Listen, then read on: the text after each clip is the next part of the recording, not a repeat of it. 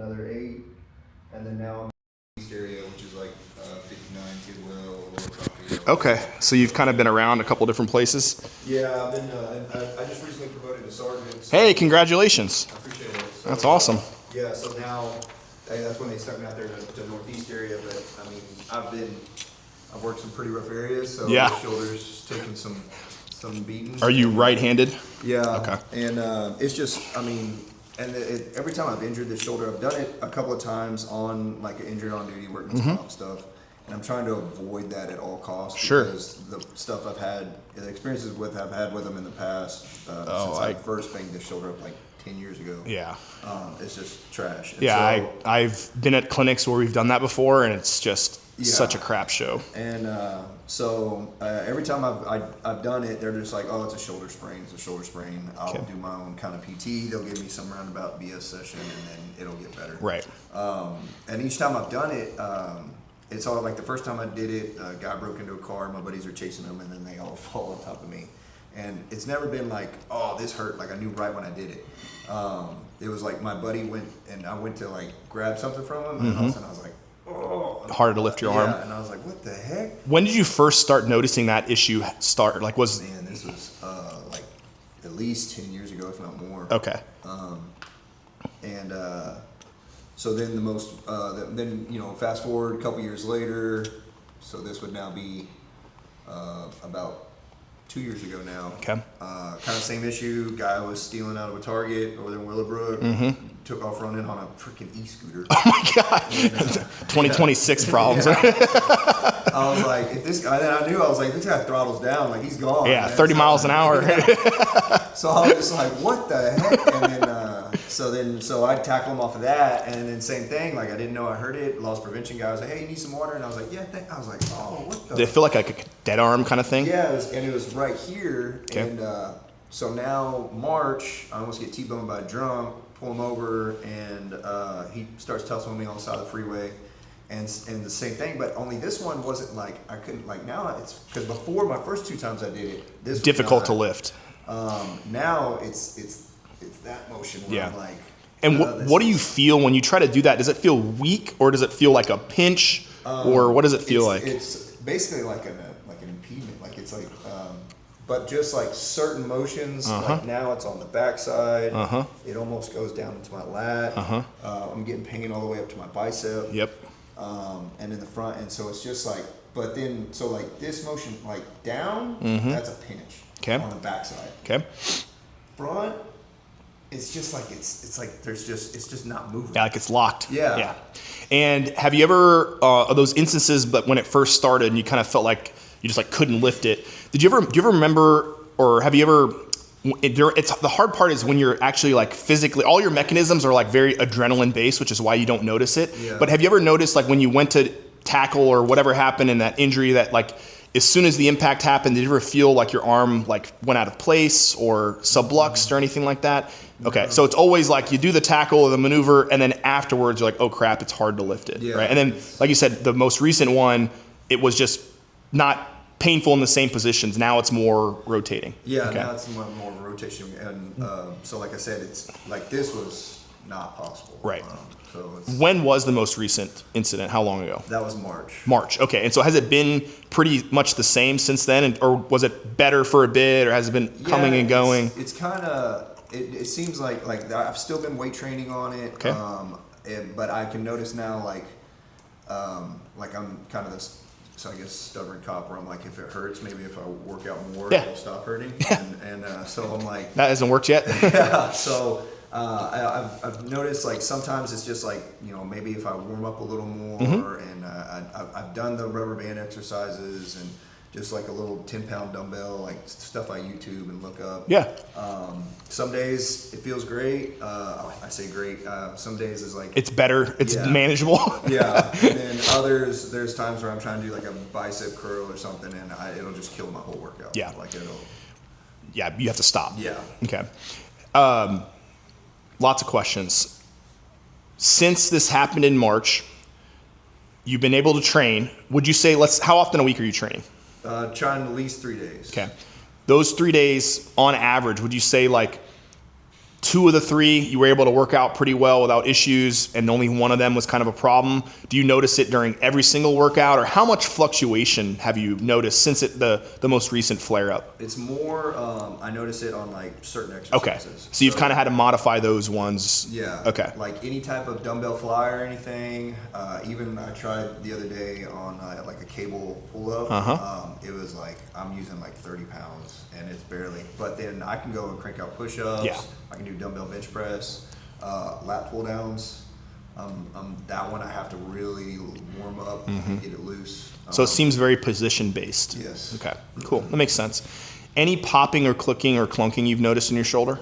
Early morning, getting up, kind of the typical. I mean, I'm like, well, I turn 40 next month. Maybe it's just like part of the game. But Hey, don't tell me that, man. I gotta have something to look forward to. yeah, so I'm like, and then like I said, is it just previous injuries? Because even this shoulder does it, but I've got zero issues on this shoulder. But every now and then it'll click or whatever. I'll explain all that. Yeah, this one it's a lot more often, but mainly in the mornings or like during sleep or something. Yeah. But it's just kind of just the constant like pain down in the bicep, backside pain. Starting to, would you say that like the symptoms now are kind of like a little bit more widespread in terms of like you have pain on the backside, you got pain on the top sometimes, you got pain in the bicep. It's kind of the whole thing at this point, right? Yeah, it seems like it's going down a little further, like almost like down into the back of the lat. Yeah. And the pain that you feel down in the back of the lat, does that feel more like achy, sore, kind of tightness? Almost, because I started going to get some massage therapy done on it. And I was like, well, maybe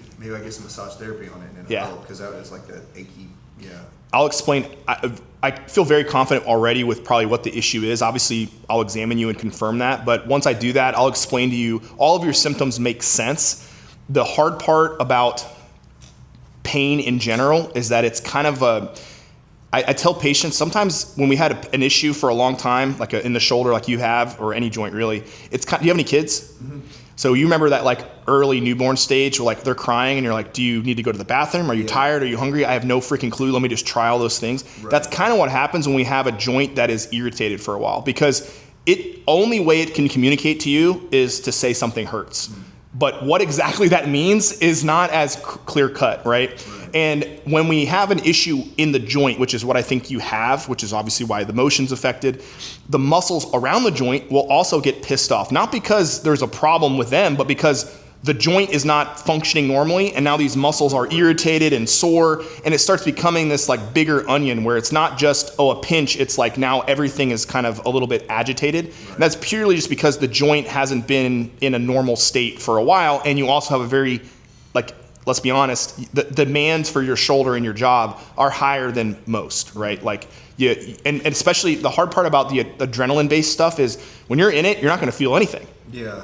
You're gonna feel like you're 20, and then you're gonna feel like you're 50 when you recover, right? Yeah. So that's all. And I think so. 2 things. The good news is that what I think you have going on in your shoulder is what's called a labral tear. Mm-hmm.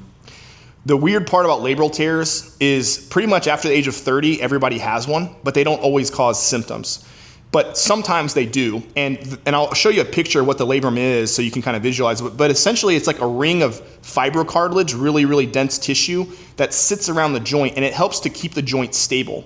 But if there's a tear in it, especially if it's a tear that's been injured multiple times, sometimes it can get in the way of rotation in the joint, and it will literally, you try to rotate it, and it'll just be like, I just can't, right? And that's kind of what's happening. And so then once that starts happening, all the muscles around the area become a problem, and it's just a kind of a little bit of annoyance, right? The good news is I've had this, I played rugby in college, and I had the almost exact same thing multiple times, and I've been able to rehab it, and it's been fine. Okay. So the most important thing is really 2 things. 1, that we know exactly what the issue is, which we'll find out today. And 2, that you feel really confident with what the problem is and also how to control it on your own. Because anyone who tells you like, oh, I'm just gonna massage this and it's gonna go away forever, it's not like that. This is going to be something that you're gonna have to manage for the rest of your career. And not in a bad way. I think, look at it more like brushing your teeth, right? You wouldn't not brush your teeth for a year and then go to the dentist and try to fix it, right? Yeah. We're talking about the amount of effort that it's gonna take to maintain your shoulder feeling good over the long term is not that much. In fact, what I typically do is I will write you 2 programs. One will be as a warm-up that you will do before you train upper body. So then it just becomes part of your routine, right? And eventually, once it starts feeling better, you just show up at the gym, you do your 5-10 minute warm-up, you work out, and that is what maintains it, right? But for starters, we often need a little bit, obviously more of a push to get it to where it's feeling manageable. So I'll also give you another routine that you'll do once or twice a week that will take a little bit longer. That'll be in addition to your warm-up. Okay. Now, as soon as your shoulder starts feeling better, you drop the other routine.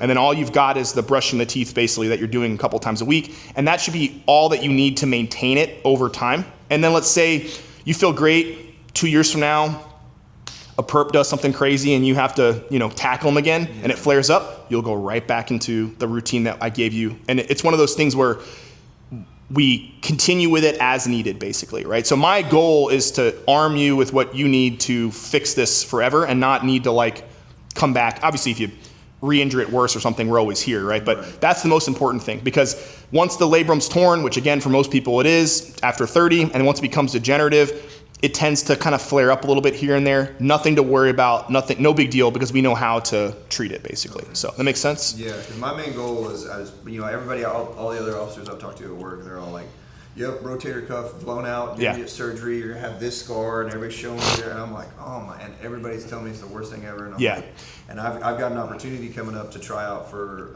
a more advanced, kind of tactical team, and so it's gonna be some type of, PT tryout. Awesome. And so there's opportunities where it's gonna be like, hey, there might be pull-ups, there might be dips, and you gotta be ready. Which is, I've already, I was on, part-time SWAT for 4 years and all that, so I know but I'm like, oh, I got another tryout coming up, and I'm like, I don't want surgery. Yeah. I want to. So that's my main goal, is to try and rehab this without getting cut. Absolutely. I'll tell you right now, just from the symptoms you talked about, it does not sound like a rotator cuff problem.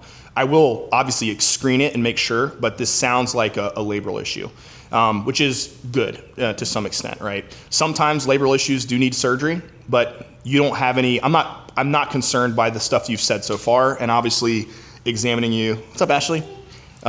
You feel free to use that table and everything. After examining you, we'll have a lot more evidence and kind of go from there, right? But that sounds good. I want to make sure that if there's everything we can do to prevent surgery, obviously the better. Timelines in terms of that. Do you know when that test might come? Or the rumor is they were first telling me, hey, after FIFA, and then now it might be prolonged. So it's nothing major. It's just one of those where I'm like, well, at least I want to be ready. Right. So we have a couple months. Yeah. Definitely a couple months. Okay, cool. That's very reasonable, because with some with these kinds of chronic issues, sometimes it takes a while for it to. We're looking at kind of, instead of the process being like we're better, it's kind of like this. Right. But especially with how active and demanding, because let's be honest. Next week, you could have another tackle that flares it up, right? So we need to prepare for those contingencies as well. But a couple months is plenty of time, so that's great. Okay, do you have any other questions, concerns before we take a look at everything? No, nothing I can think of. And then if you were to walk away today being like, this was awesome, I got all my questions answered, is there anything else you want to make sure that we address? And you already mentioned some things, like you want to know what's wrong, you want to prevent obviously surgery if possible. Is there anything else you can think of that you want to make sure you have when you leave today? Mainly just I've always been an active guy. Yeah. And, coming here to the gym and stuff. So now just kind of having a program to be able to focus on, hey, this is how we're going to fix the problem. Perfect. Because like I said, my main goal is avoid surgery at all costs, just to avoid the downtime. Yeah, and then having the headache of it being work related. And so I definitely want to. Make that the main goal, is just like, hey, I've never really gone into any type of major. I've been, blessed and lucky. It's just been broken bones, blown out ankles from basketball. Yeah. But, so I'm like, if I can avoid, being cut as long as possible. So. I'm right there with you. I've had labral tears and back issues and meniscal issues in my knee, and have been able to rehab them without surgery. And they only had one surgery, and that was when I was like 8 from a fracture. So I'm kind of, obviously I'm biased because I'm a PT, so I try to avoid surgery. But I think you have all the check marks we look for in terms of, there are certain types of people that are more likely to need surgery.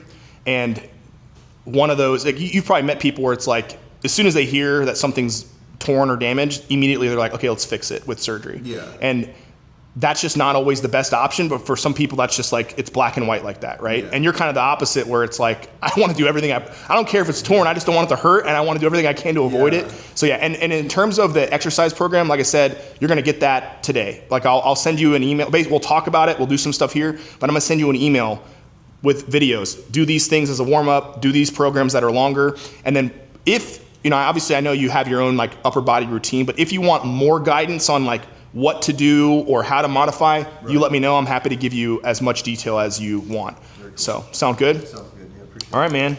Well, basically now we'll take a look at your motion. I'll do some tests to see, just to kind of confirm what I'm thinking and obviously rule out rotator cuff or other things like that. Once we finish that, I'll kind of show you a picture of what we're talking about so you can kind of visualize it, and then we'll spend the rest of the time talking about treatment and stuff like that. So, cool? Yes, sir. Awesome.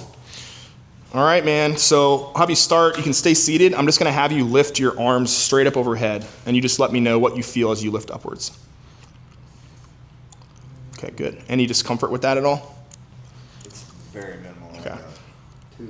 And do you feel that underneath? Yeah, in fact, kind of like right there at the bottom of the shoulder blade area? Cool. I'm just going to add some pressure. What do you feel as I add pressure there? A little bit of tightness right on here. The top? Yeah. Okay.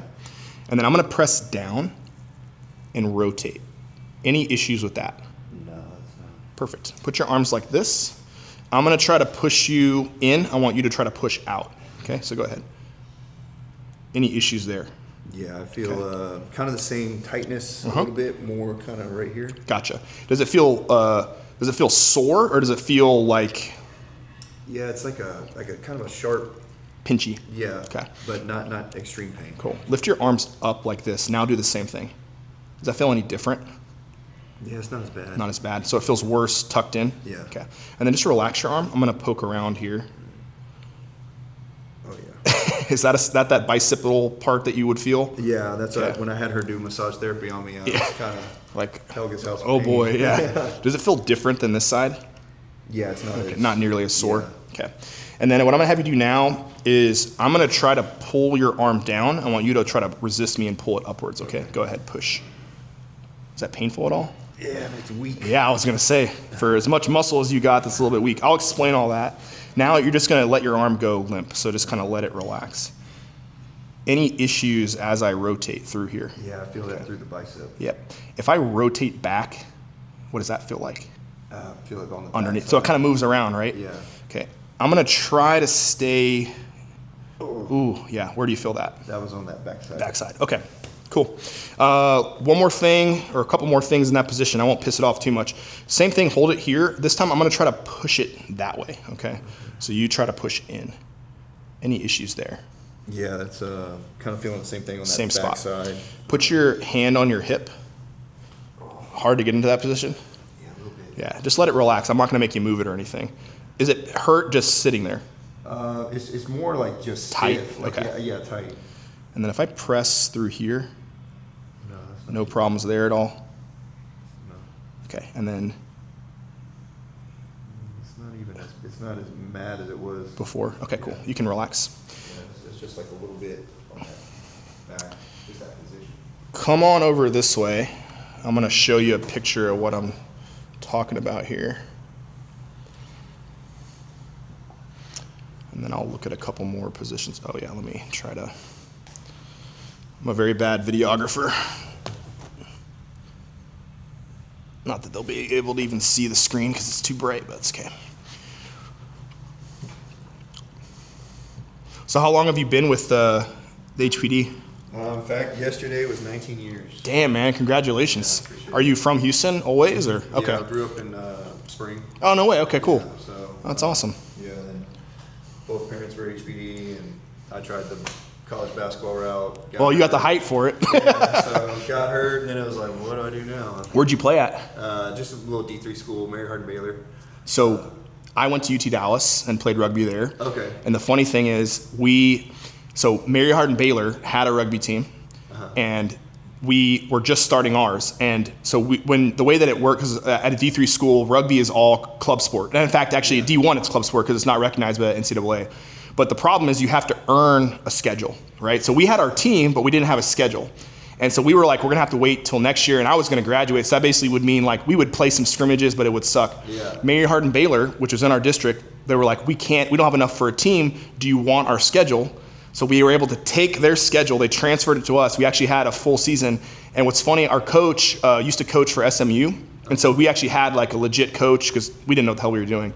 He purposely, all of our scrimmages were against like D1, D2 teams. We got smoked. I mean, like 50 something to 0. Yeah. So and then when we started our actual season against people in our district, we were like prepared for, this. Yeah. We ended up winning like 7 games in a row, 1 state, and all because of Mary Hardin Baylor giving us their schedule.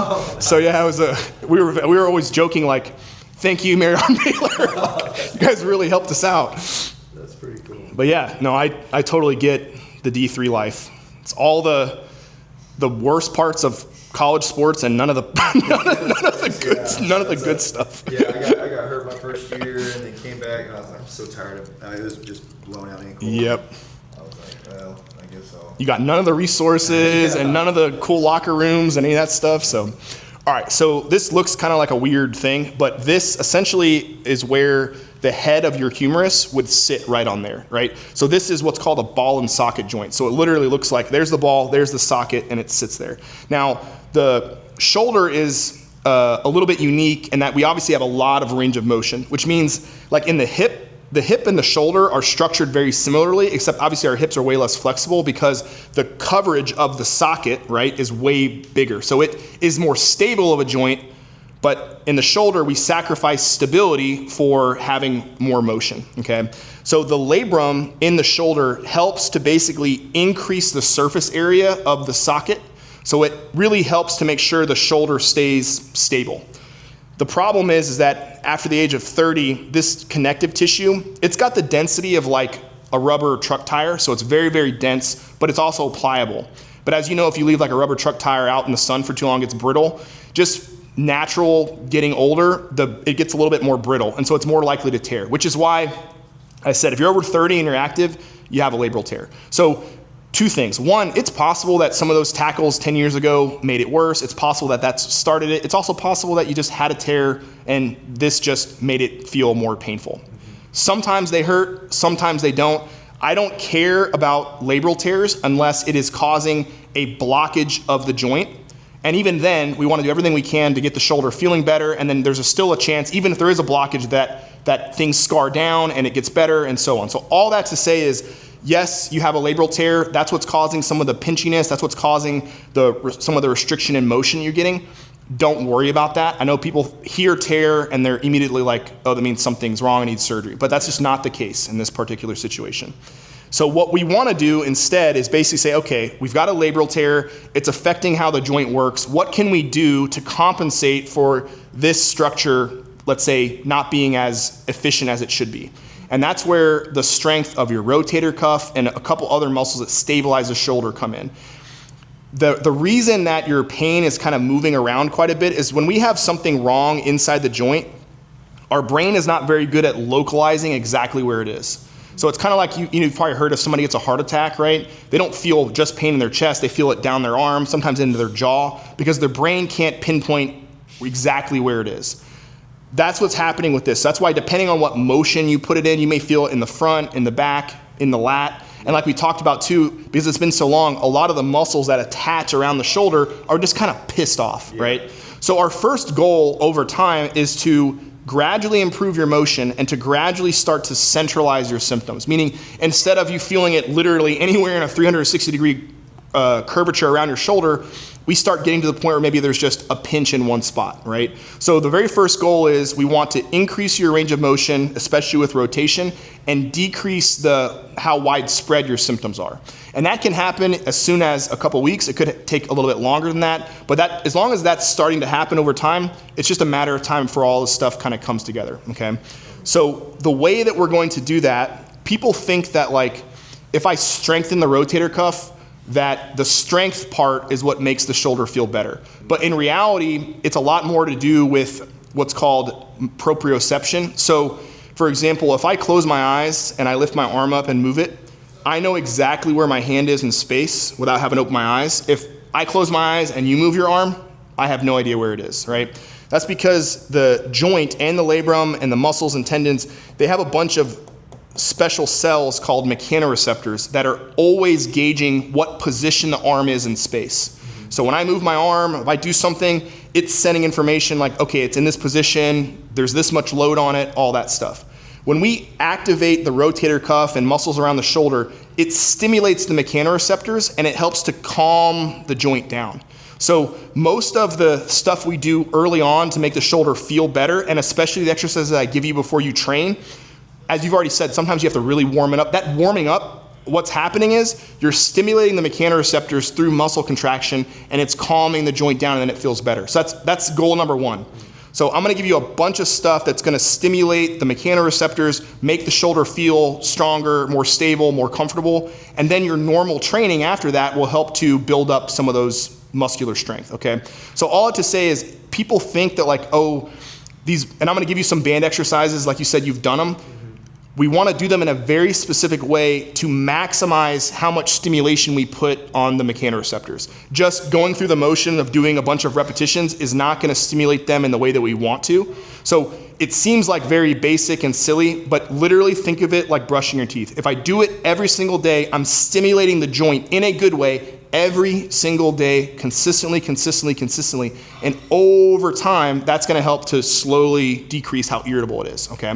So that's kind of like goal number one. It's really, really important, as stupid as those little banded exercises are, that you just do them. It's gonna take you less than 10 minutes. You do them, you work out, we're in a good place, okay? And then from there, your shoulder will probably still hurt, but it'll be very specific. It may be just with rotating back, it'll feel a pinch. That's when we can really start tunneling in on getting that last little part better, okay? So again, we're thinking about basically kind of gradually centralizing in on what the last lingering problem. That's our goal, okay? Gotcha. So again, I'm gonna give you some exercises that will help to do that on a daily basis, and then we'll do some treatment today that will help to kind of like nudge that along. Have you heard of like dry needling or acupuncture before? Yeah, I've done it before in the past. Had like just back. What's up, man? Hey. Yeah. And basically it was like, broken foot. I was in a boot. Yeah. And then being on SWAT, it was like immediately you healed up and they're like, all right, get back to PT. Yeah. We got a test. So it was like all off base. Yeah. So I went and started doing some acupuncture to try and figure that out. Release some of the tension in the. Cool. So I did it once before. It seemed like it worked. Yeah. It's people we used to say that like dry needling acupuncture would help like break up tissue and promote healing. What we actually know, it just stimulates the crap out of the mechanoreceptor. So it changes the perception of how it feels, right? Okay. So for someone like you that the joint feels really cranky, really, really good option. So we'll do that today. And I'm also gonna hook it up to like electrical stimulation, basically to, yeah, pretty much. It'll just help to max, because again, did like 30 minutes on it last night. Yeah. Just to It's the same. It's good to do. It helps stimulate the mechanoreceptors. With the needling, it helps more because we're actually getting into the joint, basically. So we'll do that today, and I'll walk you through those exercises as well. Do you have any questions about anything we've talked about so far? So you're just basically saying that it's probably going to be some type of labral tear. Rotator cuff is what it seems. Your rotator cuff seems fine. You have some pain with some rotator cuff testing, but it changes based off position. So you can imagine if the joint is pissed off, if you contract the muscles too hard in any position, it will hurt some. But when I change the position to put less stress on the joint, it feels fine. And also, your rotator cuff is strong. It's not, if it was like weak and very painful, then we start worrying about a tear, right?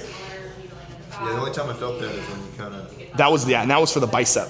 And the bicep tendon is, guess where that attaches to? That makes sense. Your labrum. Yeah, exactly. Okay. And that's why it will come down. Like a burning. Yep. Sometimes. Yep. So all of that, again, all those symptoms should really start to kind of focus in as we go through this rehab process. And my hope is that it gets down to where like, yeah, it still hurts, but it's just like a local pinch during certain positions. And that's kind of when we know we've made it, because we've cleared things up, everything's started to centralize, and now we just got, okay, it pinches in certain positions. We can clean that up, that's no problem. Yeah, so cool. Awesome. And by the way, this is Megan. She's observing, so get a whole crew today. And and we got the camera and everything. So yeah, you're very popular. So okay, cool. So what I'll have you do now is I'll have you, do you mind just taking your arm out of your shirt? Yeah. Or you can take your shirt all the way off, whatever you feel comfortable with. And what I'll have you do is we'll sit in the chair. And you can kind of just sit. Yeah, actually, yeah, you can sit right there. And that should be plenty of room for me to get to you. And then I'll have you we'll scoot this way just a smidge so you can rest your arm. So you're going to rest your arm, yep, just like that. And then you can lean back. That way you can just kind of relax. Yeah, perfect. Let me grab this.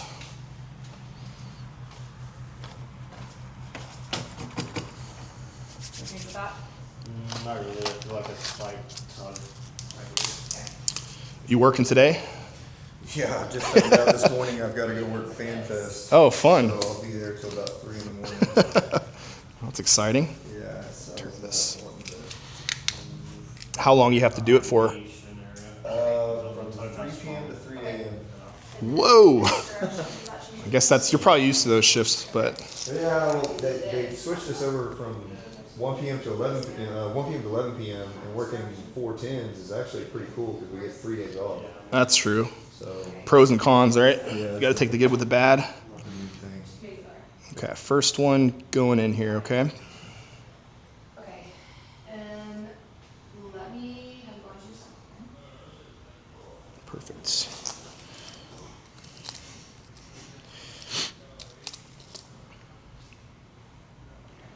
We have obviously a lot of cops that train here, and it's always crazy, like the stories that we hear from them, like, in our own area. It's like, Yeah. oh my gosh.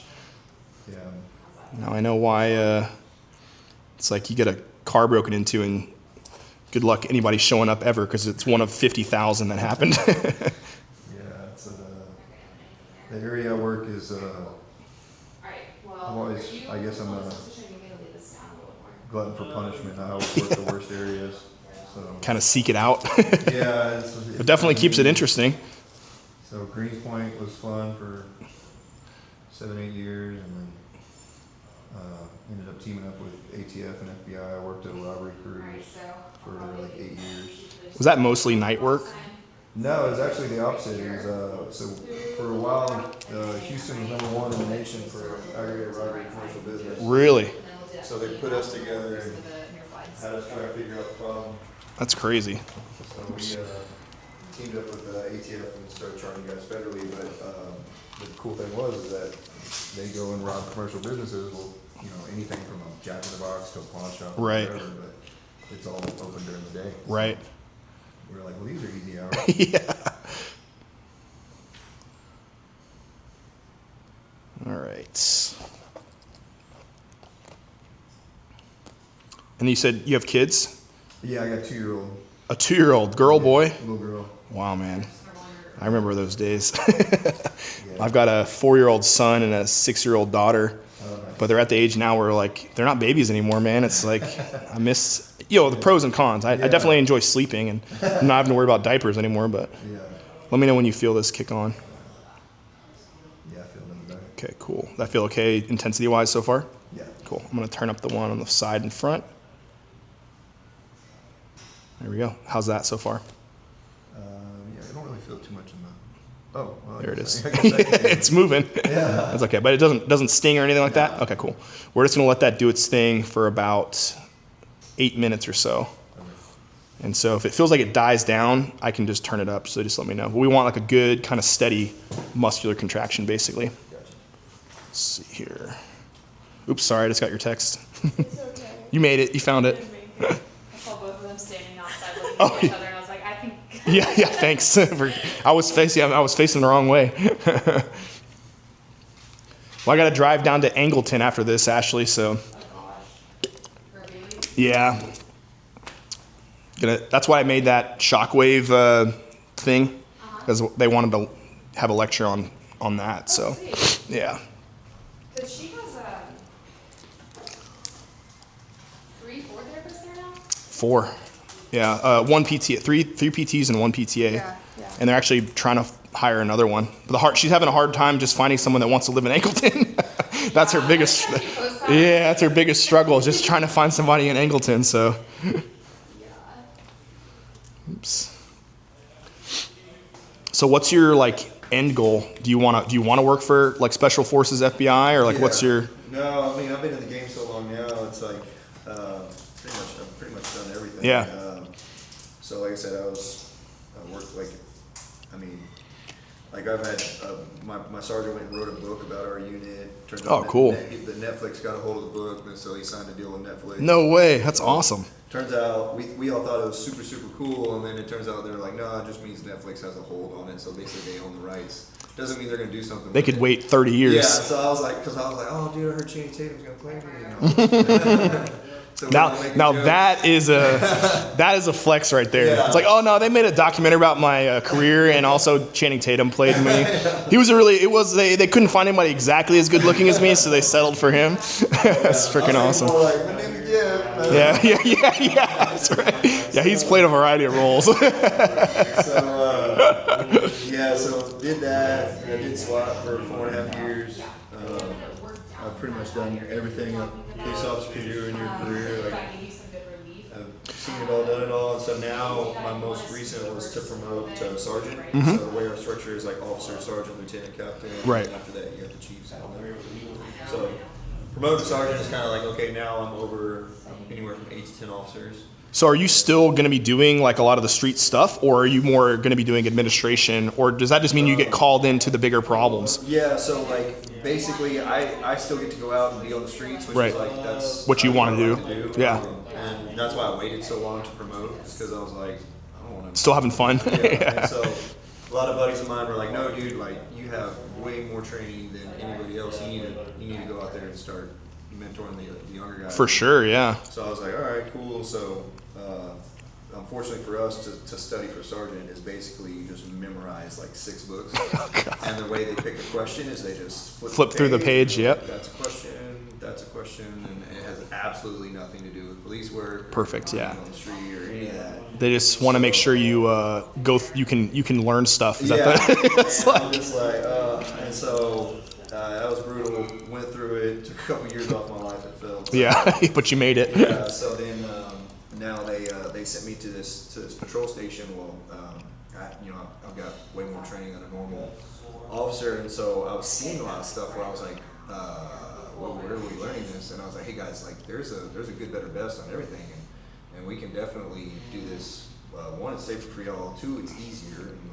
And so I started sharing that knowledge with them, and people have been like. Do you think it was because a lot of people that were in your position took a faster approach to get there, and therefore were like too detached from like what was actually happening to make good decisions on that? And it's a lot of it is, like I said, all you got to do is memorize a book. Right. Like, anybody can do it. Right. So if anybody can just memorize a book, then that's the thing, is that like I started seeing stuff where I'm like, why wasn't this addressed before? And they're like, well, They didn't know it was a previous sergeant just didn't do anything. I'm like, yeah, we need to. And so, I mean, it was both good and bad. I would have officers that were, I'm like, hey man, you're not being a productive member of society at all. Yeah. Like, This is actually not helpful. you need to. And so I would address that, and then I would have the opposite end where it was like guys that are like, getting in car chases and stolen cars and doing all this stuff. And I'm like, dude, I like where your head's at, a lot of good energy. Let's funnel it in a better direction. For sure. So being able to share that kind of side of the game with them. And I'm like, hey man, I've been there. Like, I've done it. And so rather than me coming from a perspective of like, I read the book, and so therefore I know more than you. Right. It's more like I'm telling you about these mistakes because I've personally done them. Yeah. And it seems like they're a lot more receptive. Well, yeah, because you've paid your dues, and they have like, it's street cred, right? Yeah, to some I extent. guess that, It's funny because like since I do a lot of teaching, but I was actually there's a organization that does basically all they do is consulting for. It's for like people that have a lot of money. You pay a flat fee to be part of this organization, and then they meet with you and they discuss like what are the treatment alternatives and different things you can do and so on. And what they wanted was like they wanted a 40-hour a week person, like for me to come in and be part of that team and do that. But I told them, I was like, I'm not going to step away from the clinic completely because I don't want to be teaching people about what best options there are, but then I'm not actually doing any of the stuff.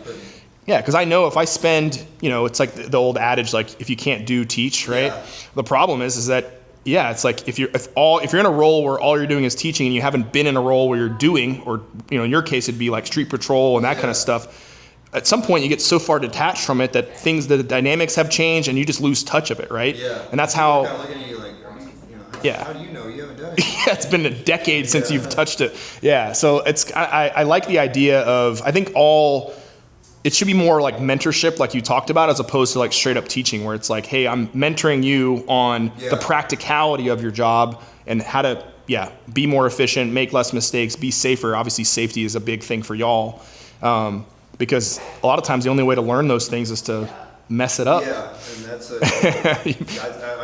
had a couple of my guys last week, and he was doing some stuff, and I was like, hey man, I was like, great energy. Yeah. I was like, but we learn from our mistakes, because he ended up it was a big family brawl, and two brothers are going at it, and he ends up, one of the drunk brothers swings at his mom during the fight, and so as the officers arrive on scene, he just sees him swing at this older lady, and so he's just like, boom. no, you're going on the ground, and just water boys him.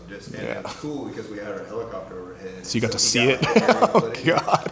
And but the bad thing is that he went, and when he tackled that guy, the guy he was about to fight, then started hitting him. Oh God. And so he's like, yeah, now you're getting punched and getting grabbed and all that. And you never know who's got like a knife or something like that too. And the call was a shooting. Turns out there was 2 guns on scene. Jeez, So, yeah, it could have been way worse. yeah, I was like, man, good energy. And he was like, man, I just saw red. He's like, I saw him hit that lady, and I was like, dude, that's more than what most officers do. Most officers nowadays would be like, wait, stop, don't. Like, I was like, sometimes you just gotta Get in there. do it. Yep. And I was like, but now you realize maybe I should wait at least till I have one other guy with me before I waterboy this dude. Yeah. Yeah. Be a cool clip, but the helicopter could have captured a lot of bad stuff too if it wasn't for that. Yeah, so it's, Yeah, that's crazy. I'm gonna bump this up a smidge for the last minute or two here. oh yeah. There's a lot of stuff where it's that body cam went out because I was pre-body cam. Mm-hmm. So I came out in Greenspoint in 2008, so like it was the Wild West. Yeah, I can't nowadays. And now it's like, so when we first got body cams, we were like, oh, it's Big Brother, they're all watching us, like they're all, and then now all of a sudden, because we've had those complaints where like it's the 300-pound street urchin prostitute who's like, these guys touched me, and we're like, no, we didn't. Yeah. I promise you that did I not would happen. chop up my hand. I don't want any of that. Yeah, and so they were like, yeah, they, making accusations like they touched me, da da da. And now with body cam, like it's immediately just like, No, it didn't happen. yeah. Yeah. So I'm like, so I'm like, well, yeah, this is kind of, this is. It's good. It's good. I mean, the way I look at it is like, if you're doing what you're supposed to be doing, then it's a good it'll help. It'll just help you, right? Because it'll make sure any weird accusations or whatever you're covered, right? Yeah. So it's been, and plus it's kind of like afterwards, like a little highlight reel. Yeah, of course. Dude, did you see this part? That's what's with some of the guys we have here is like, yeah, they'll show me their body cam footage of what happened the night before, and I'm like, holy crap, man, that's nuts, crazy. Yeah, so yesterday in my area, so the worst apartment complex in the city of Houston is this complex called, the address is 5300 Coke. So 5300 Coke Street, it's over there off like kind of 610, 59 area in what was that, 5th Ward? And so it's actually the most registered gang members live at that address. So it turned out yesterday they had a shooting there, and 5 people were shot. Oh my gosh. I was reading the email on it, but because my buddy calls me, he's like, dude, are you at work? And I was like, no, man. I was like, I'm off on Thursdays. He's like, man, they just called in the rain, and so it's called a citywide assist, and it's like I've only heard of that one other time in my Where like career. everybody floats down there. So you basically have it pre-planned to where you send 3 units from each station to whatever station is needing assistance. Turns out they dropped it yesterday, and I was like, dude, what? And he's like, bro, it's going down, 1,500 Coke, I was like, what happened? I was like, so I'm like making phone calls, make sure everybody's good, and I guess what happened on like day off. Yeah, you wanted to hop in the car. Because I was on my days off, I'll help out at the academy and I'll train cadets. Yeah. And we just play like, we call it scenario-based training, SBT. Yeah. It's just like, I'll play the clerk at the gas station that I just got robbed. Or It's like whatever. role playing. Yeah, and so I was helping out with that, and I was leaving the academy. And I was like, dude, I'm leaving the academy. Do I need to go? Yeah. Like, no. That's crazy. Well, it always happens on our day off. Yep. Although You got to take the good with the bad. Sometimes you miss out on some stuff. You're all good. Needles are out. You miss out on some things that you're glad about. Okay. So you can go ahead and put your shirt back on, and then I'm gonna send you a link for a product. It's called Voodoo Floss. Have you heard of it before? It's just like it's like a TheraBand, but it's slightly thicker. And what you do is, I'll show you a video, but basically you're gonna wrap it around your shoulder while you're doing your warm-up stuff. And all it does is it basically just, because it's kind of like compressing your shoulder, it stimulates the crap out of those mechanoreceptors. So it's a really good way to accelerate your warm-up process. Okay. You'll put it on for your warm-up, then you take it off and do your normal workout. No big deal. But I think it'll be really helpful for cases like yours to get it, again, centralized as quickly as we can. So come on over here. I'm gonna take this off.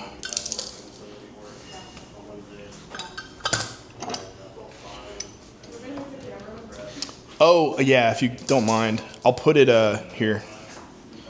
I'll bring it over here. I can put it on my desk or something. I'll put it like this. There we go. Okay, so we're gonna try a couple different things just so I can get a sense for how your shoulder feels with all of it. Resistance band. Okay, so what we're gonna do is we're gonna kind of step out, and obviously, yeah, you're right, so you'll be facing this way, right? So elbow, you're gonna keep kind of by your side. I'm gonna have you rotate it. We're gonna hold for 5 seconds, and then we're going to basically just statically hold it, rotate it back. Hold 5 seconds, statically hold it, rotate it back. Let me know what you feel, if you feel any pinching, or if it feels difficult, or just kind of what's going on. I'm just trying to get a gauge for what to give you for home. Good, hold it there, 5. Any pinching with that at all? Just like a little bit of the tightness right there. So with this, we want soreness is okay, a little bit of pain is okay. I just don't want it to be like super sharp or super intense. Yeah, it's okay. just kind of like a dull, just perfect. We're gonna try about 10 repetitions. Hopefully this will calm it down a little bit. And what are you doing for?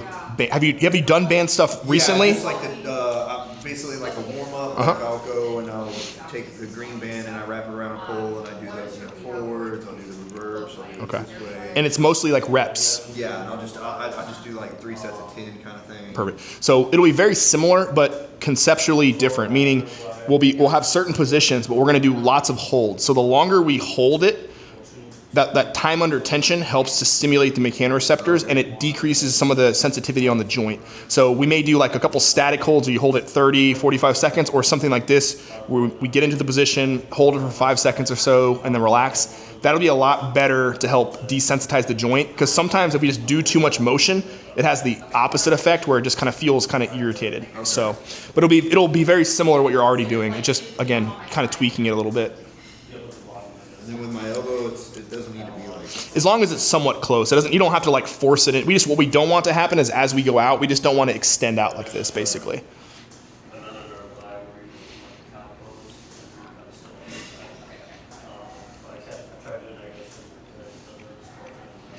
There you go. Let's do like 3 more. I need to grab this.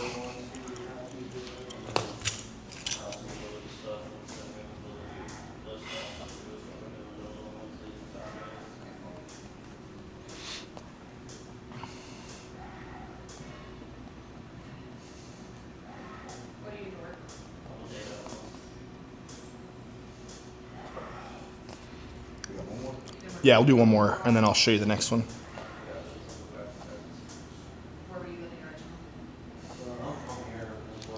Okay, so now what we'll do is kind of the same thing, but we're gonna curl it up into a bicep curl. So we're gonna curl to 90 degrees first, and then we're gonna try to bring our arm up into a 90-degree hold, and you're gonna hold that position, okay? So we're trying to hold it for about 5 seconds, same thing. Then the elbow comes down and we straighten back out. So again, curl first, then raise, 5, 4, 3, 2, 1, reset, okay? Let's try that, let's see how that feels.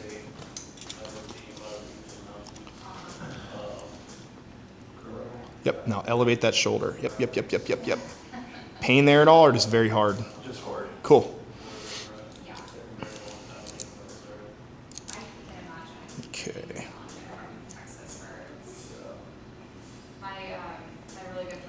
So I'm gonna put this in the email I send you, and it's on this form as well. But if we go 3 months, okay, and we don't see considerable improvement in how the shoulder feels, that would be the point where I'd say, hey, maybe worth getting an MRI. And that will tell us two things. One, it'll confirm probably what we already know, which is that you have a labral tear, but it'll give us details on size, location, severity. I don't think that we'll get to that point, but I don't want to get there and be like, okay, now what? I always like to have a plan B. So there are some cases where the labrum just stays symptomatic, right? You have none of those signs that I'm worried about, but I've seen it enough times where like it just kind of stays symptomatic. It doesn't calm down with exercise, and I want to make sure at that point that if that's the case, we get imaging, we confirm size, severity, location, so we can make sure we can make the best plan. So I'm going to put that in your note, but I'm just letting you know verbally why. Okay. I did a trip to Yosemite, and I did San Francisco for a couple days. Same thing. Like when I was there, I was like, this is cool to visit. Let's do like 2 more reps. This is a whole different ballgame. Yeah.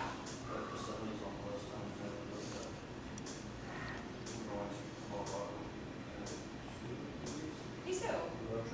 Oh, the road trip, nice. And for the like special ops training that you may end up doing, do you have an idea of what's on there? Like you said, It'd be like pull-ups. a basic PT test. Okay. If it's anything like our SWAT tryouts were, it's probably gonna be 5 pull-ups, 10 dips. Okay. Dips, painful currently? Yeah, I've been doing the assisted dips. And it's kind of the same thing where it's like, 1, 2, and 3 are kind of hurting, and then 4, 5, Warms and up. 6 are kind of Yeah. The good news is that I think that with this warm-up program I give you, that it'll make all your sets feel better. I'm going to give you some kind of pain parameters to work through. Some pain, no big deal. We just don't want pain that's too intense or sharp. So when I send you the email, it'll literally say on there, like, as long as it's not super sharp, or we say like a 4 out of 10 pain, which is like kind of arbitrary, but the way I define that is like, if I'm walking by you in the gym and I can tell in your face that you're in a lot of pain, it's too much pain, right? Okay. If you're able to like mask it and carry on a normal conversation, it's probably low enough that it's okay to deal with, right? So I'll put those parameters on there because when it comes to irritability, it's kind of like starting a fire. You light a match, you put it to the kindling. If you do nothing, it burns itself out. You light a match, put it to the kindling, you blow too hard too quickly, you blow it out. We kind of want just the right amount of oxygen, so no irritation. If we don't push it hard enough to feel anything, we're doing nothing. If we push it too hard to where it's painful, more painful every set, we're just making it more irritable. We kind of want just enough to where like, okay, we feel something happening, it's a little sore, a little uncomfortable. That's kind of the right amount of stress, basically. Okay. And when it comes to managing an injury, you had kind of touched on it earlier, like, oh, I'll just continue lifting through it and it'll get better. And that works if the irritability thresholds are low enough. Yeah. But then it very quickly becomes harmful if it's not. And you're kind of right in the middle. Yeah. So we just need to make sure that when we're training, I want you to train as normally as possible. I just don't want the symptoms to go above a certain threshold so that we know we're not just pissing it off. Because even if you don't pay for it, it's kind of like taxes. You may not pay for it right now, but you'll pay for it later. So we just want to make sure we're managing that whole spectrum. So. Cool. So, yeah, a while ago. Yeah. Well, what's funny is like there are certain people who intuitively, life's all about balance. We kind of know that already. Yeah. There are some people who just bang their head against the wall over and over again, and then they're wondering why their shoulder hurts. And there's other people who do nothing. Yeah. Oh, my shoulder hurts a little bit. They do nothing. Both extremes are wrong. You want to continue doing the thing. Just we may need to modify it a little bit to make sure we're not doing more harm than good. That's all. So you got the right approach. It's just we're just going to tweak it a little bit. So. Okay. Do you have any other questions for me? Nothing I can think of. I'm sure once I kind of see the routine and stuff. Yeah. I'm going to have a description and it'll have a video link of the exercise, so pretty easy to follow through. Based off of what we just did, those couple of things I now know, I have a good idea of what you'll be able to tolerate, but obviously if you do one and you're like, this feels like nothing or it feels terrible, let me know and I'll modify it, okay? What does your schedule look like in terms of coming back? So I've got basically I've got Tuesday, Wednesday, Thursdays off. Okay. And then my regular shift is Friday, Saturday, Sunday, Monday. So you've got time in the 1 week. p.m. to 11 p.m. Okay. Because what I would we can, there's lots of options with this. It's very possible that if you just follow this program, you'll be fine. However, because it's been going on for so long, having a couple more touch points would probably be good. I don't think you need to, so like we have several options, and I have a sheet that I'll give you. I don't think you'll need to come back for like an hour session each time. So what I'd like to do, we have a package that basically factors in today's cost and 4 30-minute follow-ups, and it lumps it all into one price. It's $4.99. And then that allows us basically like 5 weeks of weekly follow-up without being here for the full hour. So that would probably be the thing that makes the most sense, both financially and pragmatically. But at the same time, it's money. So if you feel like, hey, I want to do the program and then see how things go, that's fine too. But do you have any idea or preference at this point? Yeah, I definitely want to do like some type of like follow up. Cool. And stay with it, and then plus because I work out here, so Convenient. I don't know, it'd be easier to do it like after a workout or before a workout. Either one is fine. It's really up to you and your schedule. But either one would be totally fine, because if we do it before, it will potentially could feel better before you work out. However, we're going to be doing you may feel tired, right? So it's like it's really I can work around that. It doesn't really matter. So it really depends more on the schedule. Yeah, because pretty much in the morning, you drop off the little one, 9 a.m. She goes to school Monday through Thursday, and then I usually come here straight after, and then I work out, 9:30, 10:30, 11, whatever, and then Perfect. usually heading out to work by. Yeah, that's perfect, because I'll be here during those times, and we can do either before or after, no issues. So, okay. Any other questions before we take care of the scheduling and all that stuff? Nothing I can think of right now. Sweet. Yeah, I appreciate all the info. Of course, and I'm going to send you an email